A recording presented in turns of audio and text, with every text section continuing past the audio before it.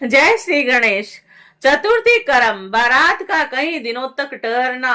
सप्त ऋषियों के समझाने से हिमालय का बारात को विदा करने के लिए राजी होना। मेनका शिव जी को अपनी कन्या सौंपना तथा बारात का पुरी के बाहर जाकर ठहरना। ब्रह्मा जी बोले, हे नारद, तदंतर विष्णु आदि सभी देवगण एवं तपोधन मुनिगण आवश्यक कर्म करके हिमालय से प्रस्थान करने का उपक्रम करने लगे। हिमालय भी स्नान करके अपने इष्ट देव की यत्न पूर्वक पूजा करके नगर वासियों एवं बंधु वर्गों को बुलाकर प्रसन्नता पूर्वक जनवासे में गए और उन्होंने शंकर जी का विधिवत पूजन करके आदर पूर्वक प्रार्थना की। और आप इन सभी के साथ कुछ दिन तक मेरे घर पर निवास कीजिए। और हे शंभु, आपके दर्शन से मैं कृतार्थ तथा धन्य हो गया हूँ, इसमें संशय नहीं है।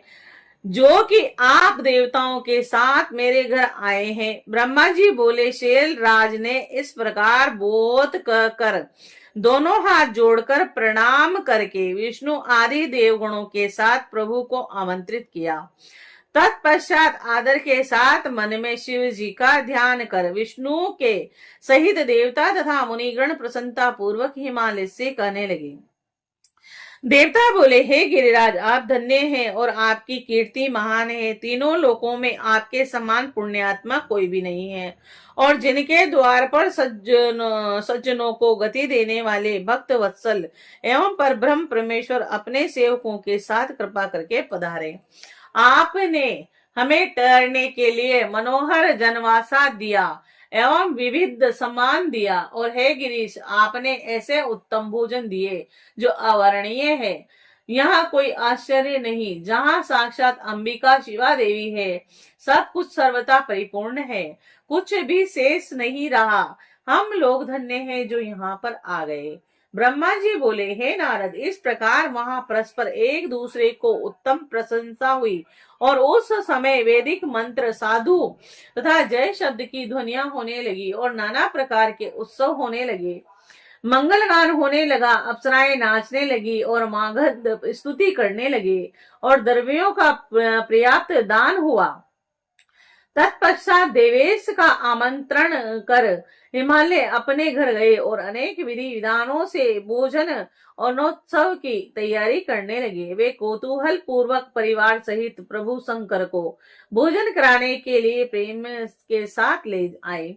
परम आनंद से शिव जी के, विष्णु के, मेरे सभी देवताओं के, मुनियों के तथा अन्य गए हुए लोगों के चरणों को धोकर बंधु बांधवों सहित गिरिराज ने बड़े प्रेम से उन सबको मंडप के भीतर आसन देकर बैठाया।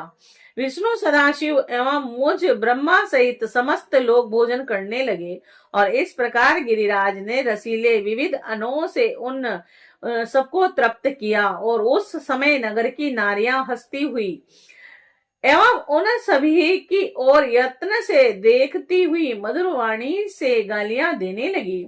हे नारद, इस प्रकार सब लोग विधिवत भोजन करके आचमन कर गिरिराज से आज्ञा लेकर प्रसन्नता एवं तृप्ति से युक्त होकर अपने अपने स्थान को गए।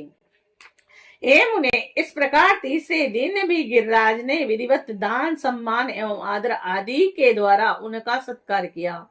चौथा दिन प्राप्त होने पर बड़ी शुद्धता के साथ चतुर्थी कर्म विधिवत संपन्न हुआ और जिनके बिना वह उत्सव अधूरा ही रह जाता। उस समय अनेक प्रकार का उत्सव, जय जयकार तथा साधु शब्दों का उच्चारण, नाना प्रकार का दान, गान एवं नृत्य होने लगा।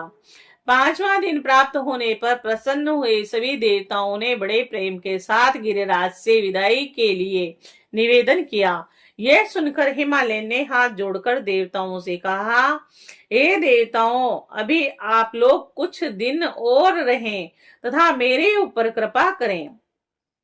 ऐसा कहकर उन्होंने बड़े स्नेह से शंकर, विष्णु और मुझ ब्रह्मा तथा अन्य देवताओं को बहुत दिनों तक बड़े आदर के साथ ठहराया और इस प्रकार निवास करते हुए जब बहुत दिन बीत गए तब देवताओं ने हिमालय के पास सप्तऋषियों को भेजा। उन्होंने गिरिराज तथा मेना को समयोचित बातें कहकर समझाया और प्रशंसा करते हुए प्रसन्नता पूर्वक श्रेष्ठ शिव तत्व को विधिवत प्रतिपादित किया। हे मुने, उनके समझाने से हिमालय ने उसे स्वीकार कर लिया। तब शिवजी विदा होने के लिए देवताओं सहित हिमालय के घर गए। जब देवेश शिव देवताओं सहित अपने कैलाश पर्वत के लिए यात्रा करने लगे तब मेना ऊंचे स्वर से रोने लगी और कृपा सागर शंकर जी से कहने लगी। मेना बोली, कृपा निधि, आप कृपा करके बलिभाती शिवा का पालन कीजिएगा। आप आशुतोष हैं, अतः पार्वती के हजारों दोषों को क्षमा कीजिएगा। हे प्रभु, यह मेरी कन्या जन्म जन्मांतर से आपके चरण कमलों की भक्त है। आप महादेव प्रभु को छोड़कर इसे सोते अथवा जागते समय भी किसी का स्मरण नहीं रहता। हे मृत्युंजय, आपकी भक्ति के सुनने मात्र से ही यह हर्ष के आंसू गिराती हुई पुलकित हो जाती है और आपकी निंदा से यह मौन और मृतक के समान हो जाती है। ब्रह्मा जी बोले, तब ऐसा कहकर मेना उन्हें अपने पुत्री को समर्पित कर जोर जोर से रुदन करके उन दोनों के सामने मूर्छित हो गई। तदंतर शंकर ने मेना को समझा करके और उनसे तथा हिमालय से आज्ञा लेकर देवगणों के साथ महोत्सव पूर्वक यात्रा की। तदंतर सभी देवताओं ने हिमालय के कल्याण की कामना करते हुए प्रभु तथा अपने गणों के साथ मौन हो प्रस्थान किया। कुछ दूर जाकर हर्षित देवता हिमालय की पुरी के बाहर बगीचे में शिवजी सहित आदर पूर्वक ठहर गए और शिवा के आगमन की प्रतीक्षा करने लगे। हे मुनिवर, इस प्रकार देवगणों के सहित शिव की उत्तम यात्रा का वृत्तांत मैंने आपसे कह दिया। अब उत्सव तथा विदाई के अंतर होने वाले विरह से युक्त यात्रा सुनिए।